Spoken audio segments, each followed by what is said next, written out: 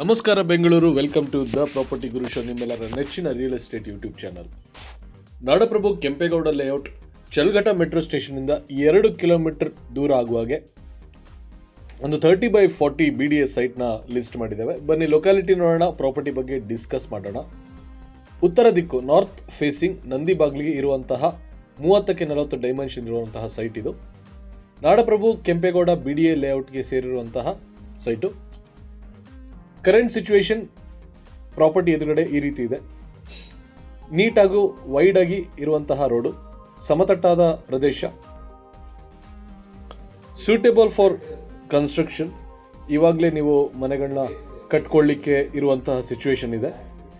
1200 square feet 30x40 north facing BDS site. Dear friends, this property is exactly 2.1 kilometers if you travel from Chalgata metro station in the current situation.